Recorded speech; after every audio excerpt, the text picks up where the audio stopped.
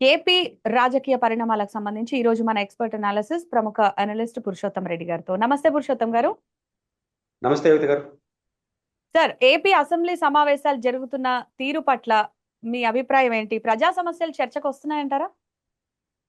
Assembly కానీ శాసన మండలి కానీ ప్రజల సమక్షం ప్రతిబింబించే పద్ధతిలో జరగకుండా పోవడం అనేది చాలా రోజులు జరుగుతూ ఉంది. పర్టికులర్గా ఇప్పుడు జరుగుతున్న సెషన్ చాలా ఇంపార్టెంట్ రాష్ట్రానికి. అంటే ప్రతి అసెంబ్లీ సమావేశాలు ఇంపార్టెంటే. ఈ ఈ సమావేశాలు బడ్జెట్ సమావేశాలు.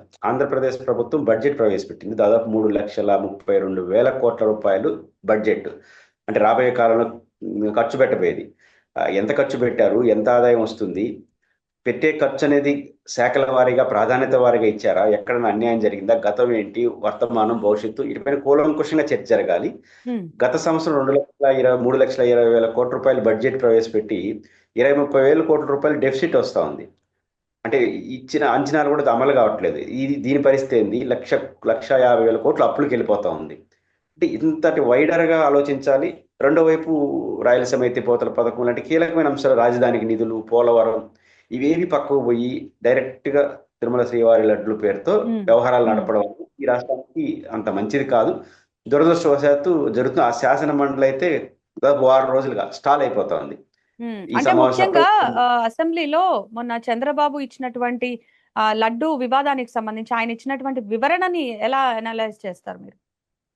అంటే యోగిత్ గారు, బేసిక్గా ప్రభుత్వంలో ఒక మార్పు అనేది కనపడింది.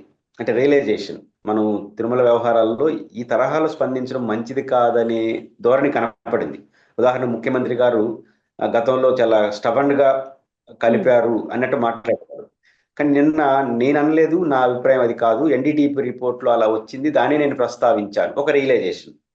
పవన్ కళ్యాణ్ గారు ముఖ్యమంత్రి చేయించాడని అర్థం వచ్చేట్టుగా చాలా మంది అంటున్నారు. నాకు ఆ ఉద్దేశం లేదు. ముఖ్యమంత్రి పోయి ఇలాంటి పనులు చేస్తాడా, సెన్సుండోళ్ళు ఎవరైనా ఇట్లాంటి ఆరోపణలు చేస్తారా, అక్కడ టీటీడీ అధికారులు తప్పు చేసినారు, మేము దాన్నే చెప్పాను అని ఆయన అన్నాడు.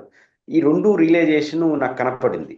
ఇంకొక అడుగు ముఖ్యమంత్రి గారు ముందుకేసి, మనం సుప్రీంకోర్టు పరిధిలో విచారణ జరుగుతూ ఉంది, ఆ విచారణ పూర్తయి సుప్రీంకోర్టు తీర్పు వచ్చేంత వరకు నాతో సహా మీరందరూ కామ్ అయిపోదాము, ఇక్కడికి ముగించేద్దాము, సుప్రీంకోర్టు తీర్పు వచ్చిన తర్వాత ఎవరు తప్పు ఏంటో వాళ్ళు తేలుతుంది, అప్పుడు మనం రాజకీయాలు చేసుకుందామని కానీ ఒక ప్రతిపాదన పెట్టుంటే ఈ సమస్య ముగిసిపోయింది సుప్రీంకోర్టు తీర్పు వచ్చే తర్వాత. కానీ ముఖ్యమంత్రి గారు అట్లా మాట్లాడుతూ మిగతా సభ్యులు ఏరే రూపంలోకి వెళ్ళిపోయారు. మళ్ళీ ఆ లడ్డు విషయం మర్చిపోయినారు. ఆ రోజున చైర్మన్లు, ఆ రోజున్న అధికారులు, లేకపోతే ఆ రోజున ఇద్దరు చైర్మన్లు వాళ్ళు చేశారు, వాళ్ళ మత వ్యవహారాలు ఆడవరకు వెళ్ళిపోయినారు. అంటే పర్సనలైజ్ వెళ్ళిపోతుంది. మళ్ళీ దాని చుట్టూ నడుస్తుంది కదా చర్చ. కాబట్టి ముఖ్యమంత్రి గారు రియలైజేషన్ ఆహ్వానించాల్సిందే. బట్ కంక్లూడింగ్ మళ్ళీ చర్చ ఇంకో రూపంలో వివాదం చేయడానికి పనికావడం ఇంకా కొంతకాలం ఇది సాగే పరిస్థితులు అయితే కనిపిస్తున్నాయి. అయితే గత ప్రభుత్వంలో అన్ని అరాచకాలే అనే రీతిలో అటు సీఎం కానివ్వండి, మంత్రులు కానీ మాట్లాడుతూ ఉన్నారు. ఇందులో వాస్తవం ఎంత? యోగిత్ గారు, బేసిక్ గా గత ప్రభుత్వంలో తప్పులు జరిగాయని మీరు ప్రతిపక్షంలో ఉన్నప్పుడు ఆరోపణ చేయడాన్ని తప్పుపట్టలేవు. అయితే అపోజిషన్, ఇప్పుడు మీరు అపోజిషన్ లో లేరు, ఇంకా ఆరోపణలు చేసే సమయం కాదు, యాక్షన్ తీసుకునే సమయం ఇది. మీరు అంటున్నారుగా, గత ఉదాహరణకు మద్యం కేసులో అరెస్టులు చేశారు, ఇంకా కొన్ని కేసుల్లో అరెస్టులు చేశారు. ఏదైతే మీరు అరాచకం అని నమ్ముతున్నారో విచారణ జరపండి, చర్యల్లోకి వెళ్ళండి. విచారణ చర్యల కన్నా రాజకీయ రచ్చ ఎక్కువ చేస్తున్నారు. ఇప్పుడు ఈ గవర్నమెంట్ వచ్చిన ఇప్పుడు లెటర్ ఆఫ్ అపోజిషన్ కాదు, పొజిషన్ లో ఉన్నారు. ఇంకా ఆరోపణలు చేయాల్సిన సమయం కాదు ఇది. మీరు యాక్షన్ తీసుకోవాల్సిన సమయంలో ఇంకా ఆరోపణలకి టాప్ ప్రయారిటీ ఇస్తున్నారంటే మీ యాక్షన్లు ఏమైనా విలువ లేదా? అంటే మీ ఆరోపణలో అంటే పొలిటికల్ అలిగేషన్ చేసిన వరకే పరిమితమైనారా, దాంట్లో ఏమో ఆధారాలు లేవా అని అనుమానం వస్తుంది కదా. అధికారం చేతిలో ఉన్నప్పుడు, మీకు అధిక శిక్షించే కెపాసిటీ మీ వ్యవస్థకు ఉన్నప్పుడు, దాని జోలికి వెళ్లకుండా మీరు ఇంకా అలిగేషన్స్ చుట్టూ ఎక్కువ నడుపుతున్నారంటే మీరు చేసిన అలిగేషన్లోనే పట్టలేదా అనే భావన కలుగుతుంది. వాటి ప్రభుత్వం మీరు ఇంకా అలిగేషన్స్ టైం దాటిపోయింది, విచారించి యాక్షన్ తీసుకున్న టైంలోకి వెళ్ళాలి. కాబట్టి అది చేయట్లేదంటే ప్రభుత్వం అనవసరంగా మళ్ళీ మళ్ళీ రాజకీయ వ్యవహారాలు పోతే ప్రభుత్వానికి నష్టం. జగన్ పూజలు చేయడాన్ని కూడా ఇప్పుడు రాజకీయం చేస్తూ ఉన్నారు. అంటే వీటన్నిటికీ భయపడి యాగం చేశారని. ఇది అసలు యాక్చువల్లీ ఏం జరుగుతోందండి? చాలా మంది తెలియంది ఏంటంటే, వైఎస్ కుటుంబం గురించి చాలా మంది తెలియదు. వైఎస్ రాజశేఖర రెడ్డి గారి కుటుంబం క్రిస్టియన్ నేపథ్యం ఉన్న కుటుంబం అనే పేరు పెట్టి ఎలా పడితే అలా మాట్లాడడం అలవాటు చేస్తున్నారు. వైఎస్ జగన్మోహన్ రెడ్డి గారు కానీ, వైఎస్ భారతి గారు కానీ పులివెందుల నియోజకవర్గంలో అన్ని తరగతి ప్రజలతో, అన్ని రకాల మతాలతో చాలా అవినాభావ సంబంధం ఉంటుంది. వారి కుటుంబ నేపథ్యాన్ని పరిశీలిస్తే అన్ని మతాలు, అన్ని కులాల కుటుంబంలో ఉంటారు. ఆ రకంగా సమాజంలో ఉన్న ప్రత్యేక పరిస్థితులన్నీ సమాజాన్ని చూడొచ్చు. ఒక రకంగా వైఎస్ ఉమ్, కుటుంబంలోకి వెళ్ళామంటే సమాజంలో ఉన్న అన్ని భావాలు అక్కడ ఉంటాయి. అట్లాంటి ఒక గొప్ప మంచి సాంప్రదాయం కలిగిన ఫ్యామిలీ అది. రెండోది నిన్న ఆంజనేయ స్వామి గారికి సంబంధించిన ఎస్. గుడికి సంబంధించిన విషయంలో యాగంలో పాల్గొన్నారు. ఆయన చూస్తే ఒక పూజారి లాగా అనిపిస్తాడు. ఇది నటనతో రావు అవి. మనం ఉమ్, ఎక్కడ నటించవచ్చు కానీ ఇట్లాంటి వాటి రావు. ఆయన ఎక్కడికి వెళ్ళినా ఆయన ఒక మాట అన్నాడు గతంలో, నేను 4 గోడల మధ్య బైబిల్ చదువుతాను, కానీ హిందూ మతాన్నైనా ముస్లిం మతం ఏ మతానికి వచ్చినా పూర్తిగా ఆ మతాలను గౌరవిస్తాను, ఆ మత సాంప్రదాయాలను పాటిస్తాను అక్కడికక్కడికి వచ్చినప్పుడు అని చాలా స్పష్టంగా చెప్పారు. ఉమ్. మిగతా టైంలో పొలిటికల్ గా అడ్మినిస్ట్రేషన్ చూసుకుంటారు. అది ఇది పైకి చెప్పిన మాట కాదు, ఆయన పాటిస్తాడు. మీరు ఎక్కడ ఏ గుడికి వెళ్ళినా అయినా ఏ పూజలు సాంప్రదాయం చేయడం, ఇప్పుడు బైబిల్ చదవడం ఇవన్నీ వ్యక్తిగత అంశాలు కదా, వాటిని రాజకీయాల్లోకి లాగడం అనేది ఎంతవరకు కరెక్ట్ అంటారు? అండ్ ఇంకో అదే విషయం జరగదు. ఏంటంటే, ఎందుకంటే కల్తీ నెయ్యి ఘటన మీద జగన్ ని విచారిస్తేనే అన్ని నిజాలు బయటపడతాయని చెప్పేసి కూటమి నేతలు అంటున్నారు. మరి విచారిస్తారా? ఓ వైపు ఈ కామెంట్స్ చేస్తున్నారు, ఓ వైపు ఇలా అంటున్నారు. ఏంటి, ఏం జరగబోతుందంటారు? వీళ్ళు ప్రధానంగా నాకు అనిపిస్తుంది మద్యం కేసులో కానీ, ఇప్పుడు వివేకానంద రెడ్డి గారి కేసులో కానీ, ఇప్పుడు లడ్డు కేసులో కానీ, ఇలాన్నిట్లో ఈ టార్గెట్ ఏం కనిపిస్తోంది ఇప్పుడు ఈ మాట అనడం ద్వారా? జగన్మోహన్ రెడ్డిని రాజకీయంగా అటాక్ చేయడం. ఉమ్, ఉద్దేశం అర్థమైపోతోంది. ఇప్పుడు ఇప్పుడు ఎవరు విచారిస్తున్నారు? ఇప్పుడు వివేకానంద రెడ్డి కేసు ఎవరు విచారిస్తున్నారు? సిబిఐ విచారిస్తా ఉంది. అదేవిధంగా మద్యం కేసు సిట్ విచారిస్తా ఉంది. ఇప్పుడు లడ్డు కేసు సుప్రీంకోర్టు విచారిస్తా ఉంది. సుప్రీంకోర్టు పరిధిలో విచారణ జరుగుతుంది. అంటే వాళ్ళకి తెలియదా ఎవరిని విచారించాలనో? ఉమ్, వివేకానంద రెడ్డి గారి విషయంలో అయితే సుప్రీంకోర్టు ఒప్పుకోలేదు. అదేవిధంగా లోయర్ కోర్టు ఒప్పుకోలేదు. ఏది జగన్ గారు ఆమె కుమార్తె సరే మన సునీత గారి పిటిషన్ వేస్తే రిజెక్ట్ చేసింది. జగన్ గారిని కానీ వీళ్ళు ఎవరిని విచారించాల్సిన అవసరం లేదు. అంటే విచారించాల్సిన అవసరం లేదంటే అర్థం ఏంటి? వాళ్ళ పాత్ర ఏమి లేదనే కదా. కోర్టులు విచారించాల్సిన అవసరం లేదనుకుంటున్నారు. మీరు ఎందుకు విచారించాలనుకుంటున్నారు? నెంబర్ ఉమ్, 1. నెంబర్ 2, ఇప్పుడు మద్యం కేసు ఉందండి. విచారించేది ఎవరు వద్దన్నారు? మద్యం కేసులో జగన్ గారికి అసలు నోటీస్ వేయట్లేదే. పాయింట్ ఉమ్, ఏంటంటే మీరేమో ఆయన మొత్తం కారకులు అంటారు. ఆయనకి మీ సిట్ ఇది. జగన్మోహన్ రెడ్డి గారు వేసిన సిట్ అంటే ఆయన తిట్టచ్చు. మీ సిట్ కదా ఇది. మీరు వేసిన ఉమ్, సిట్ ఆయన నోటీసులు కూడా ఇవ్వట్లేదు. నోటీసులు కూడా ఇవ్వలేదంటే ఆయన పాత్ర ఏం లేనట్టే కదా. అట్ట ఉమ్, అర్థం చేసుకోవాలి కదా. ఒక పక్క మీరు విచారించిన కమిటీలు ఏమో నోటీసులు లేవు, సుప్రీంకోర్టు కమిటీ ఏమో నోటీసులు ఇవ్వదంటుంది, సో సిబిఐ ఏమో నోటీసులు ఇవ్వాల్సిన అవసరం లేదంటుంది, విచారణ సంస్థలు ఏమో నోటీసు కూడా ఇవ్వట్లేదు. మీరు మాత్రం ఆయన విచారించండి. ఎవరు విచారిస్తారు? మీరు విచారిస్తారా? వాళ్ళకి ఉమ్. చెప్పండి, ఈ ఫిర్యాదు వాళ్ళకి వేయండి. సిబిఐకి పోయి జగన్ గారిని ఎందుకు విచారించరండి, ఇది మా దగ్గర ఆధారాలు ఉన్నాయి అని ఆయనకి ఇవ్వండి. ఎందుకు ఉమ్. ఇవ్వలేకపోతున్నారు కమిటీలకి? మీరేసిన సిట్టే కదా ఆంధ్రప్రదేశ్లో మద్యం కేసు, మీరేసిన సిట్టే. మరి మీరు వేసిన సిట్టు కూడా జగన్ గారికి నోటీసులు ఇవ్వట్లేదు. అంటే రీజన్ అక్కడ వర్త్ లేదు. అక్కడ ఉమ్. మీరు చేస్తున్న అలిగేషన్స్ పేపర్లు టీవీల్లో పనికొస్తున్నాయి కానీ పేపర్ మీద పనికి రావట్లేదు. కాబట్టి జగన్ గారి మీద ఇచ్చిన అలిగేషన్ అని పొలిటికల్ అలిగేషన్స్ తప్ప పేపర్ మీద ఎలాంటి ఆధారాలు లేవు కాబట్టి విచారించాలి. దాన్ని తప్పించుకోవడం కోసం జగన్ విచారించాలి. ఇప్పుడు జగన్ విచారించడానికి ఆయన అనుమతి కావాలా? నా పాయింట్ ఏంటంటే, ఉమ్, ఒక మీరు జగన్ గారిని విచారించాలి. ఎవరు అనుమతి ఇవ్వాలి? మీకు జగన్ గారు ఇవ్వాలా నన్ను ఉమ్. విచారించండి అని? విచారించాల్సింది ప్రభుత్వం కదా. మరి విచారించుకోండి, పోయి బయట ఎందుకు మాట్లాడదు ఇప్పుడు ఈ ఉపన్యాసాలు? కాలయాపన, అంటే ఈ వాదనలు ఎందుకు, విచారిస్తే అయిపోతుంది కదా అని మీరు అంటున్నారు. అయితే ఓట్ చోరీ విచారించాల్సింది అంశం రాజుకుంటున్నటువంటి టైంలో చంద్రబాబు డైవర్షన్ పాలిటిక్స్ ప్లే చేస్తున్నారని చెప్పేసి వైసీపీ నేతలు కూడా వాదిస్తున్నారు. ఆ, మీ అనాలిసిస్ ఏంటి? మొదటి నుంచి ప్రభుత్వం డైవర్షన్ పాలిటిక్స్ చేస్తుంది. అంటే ఆ రోజు పీక్ స్టేజ్కి వచ్చిందని మర్చిపోతారు. ఇప్పుడు ఉదాహరణకు మీరు అన్నట్టు ఓట్ చోరీ కన్నా ఎన్నికల నిర్వహణ తీరుపైన పరకాల ప్రభాకర్ గారు ఏదైతే ప్రజెంట్ చేశారో, ఆ ప్రజెంట్ చేసినప్పుడు ప్రజల్లో బాగా పనిచేస్తాం. ఉమ్, ఇది ఆయన లేవనెత్తి బాగా పనిచేస్తున్నాయి. దాన్ని ఎలక్షన్ కమిషన్ ఆన్సర్ చేయాలి. దాని నుంచి డైవర్ట్ చేయడం కోసం చేయాలి. ఇప్పుడు ఉదాహరణకి ఈరోజు బడ్జెట్ సమావేశాల్లో చాలా లోపభూయిష్టమైన బడ్జెట్ని ప్రవేశపెట్టారు. ఒక ఉమ్, మాటలో చెప్పాలంటే, అంటే వస్తున్న ఆదాయానికి కేటాయింపులకి సంబంధం లేని బడ్జెట్ అది.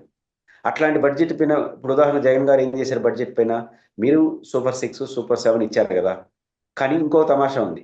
27 హామీలు ఇచ్చింది ఆంధ్రప్రదేశ్లో ఎలక్షన్ ముందు. 27 హామీల యొక్క విలువ ఎంతో తెలుసా? 1,61,60,000 కోట్లు. 1,60,000 కోట్ల రూపాయలు కేటాయిస్తే ఆయన ఇచ్చిన హామీలన్నీ అమలవుతాయి. కేటాయించేది 50,000 కోట్లు కేటాయిస్తున్నారు. అంటే 1,00,000 కోట్లు విలువైనటువంటి హామీలు మీరు కేటాయింపులే లేవు. ఇవన్నీ చర్చనీయాంశం కాకూడదనే ఉద్దేశంతో ఇవన్నీ టాపిక్ డైవర్ట్ చేస్తున్నారు. ఇప్పుడు సుప్రీంకోర్టు ఇచ్చేశారు. ఉమ్, ఇప్పుడు వాళ్ళు విచారించేంత వరకు ఆగండి, లేదా మీరు ఆ కమిటీని అడగచ్చు. ఇంకోటి కూడా ఉంది ఏకత గారు, ఎవరైనా సుప్రీంకోర్టు ఒకటి చెప్పింది, విచారణ తీరు పైన ఎవరికైనా అభ్యంతరాలు ఉంటే మధ్యలో కూడా మా దగ్గరకు రావచ్చు అన్నారు.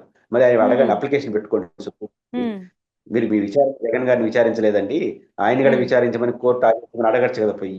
ఉమ్. ఖచ్చితంగా డైవర్షన్ పాలిటిక్స్ క్లియర్ కనిపిస్తుంది.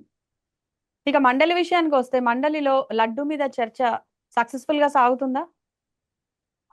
అసలు చర్చ జరగట్లేదుగా, రచ్చ జరుగుతుంది. పాయింట్ ఉమ్, ఏంటంటే చర్చ ఆడ జరుగుతుంది. చర్చ నిజానికి ప్రభుత్వం చర్చకి అలౌ చేస్తుంటే ఒక రోజు అయిపోయింది అటు ఇటు. ఉమ్, ఇప్పుడు జరుగుతుంది రచ్చ. చర్చ జరిగేస్తే చర్చ అయిపోతుంది. అటు ఇటు వాళ్ళు చెప్పదలుచుకున్న వాళ్ళు చెప్తారు, మీరు చెప్పదలుచుకుని మీరు చెప్తారు. అదేం తీర్చేది కాదు, ఆర్చేది కాదు. ఇద్దరు రాజకీయ ఉపన్యాసం చెప్తారు. ఇప్పుడు ఏం చెప్తారు, మీరేమో తీర్చేవాళ్ళ? పాయింట్ ఉమ్, ఏంటంటే లడ్డు వ్యవహారాల్లో కల్తీ జరిగిందా లేదా, జరిగితే బాధ్యులు టెక్నికల్ వాళ్ళు చెప్పాలి. ఉమ్, ఎమ్మెల్యేలు ఎంపీలు చెప్పలేరు. కానీ శాసన మండలిలో ఈ విమర్శలు వాళ్ళ మీద చేస్తారు, వాళ్ళ విమర్శలు చేస్తారు. ఒక రోజు అయిపోయిండేది.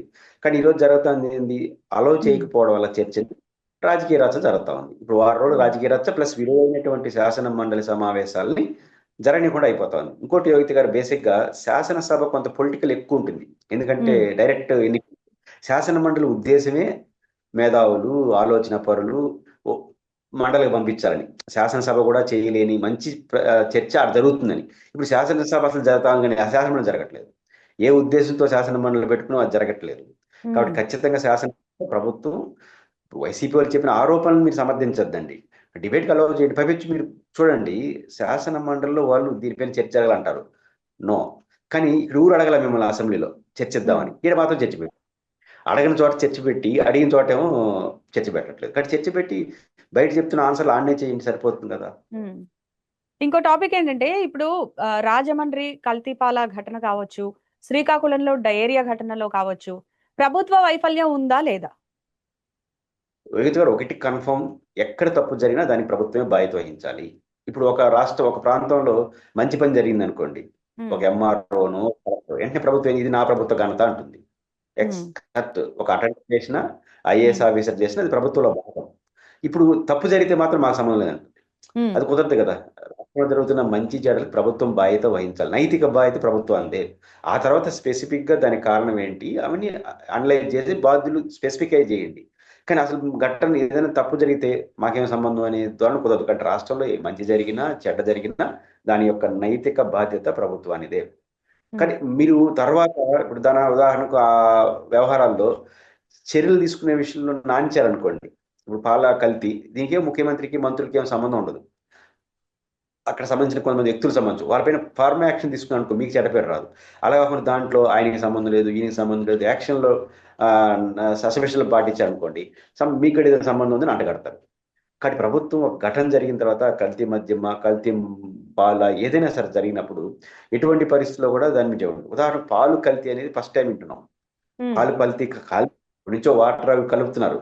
హైదరాబాద్ లాంటి చోట ఎక్కువ ఆందోళనకర పరిస్థితులు కనిపిస్తాయి. బట్ జనాల దాని ప్రాణాలతో ద్వారా చెలగాటం ఆడుతున్నారు.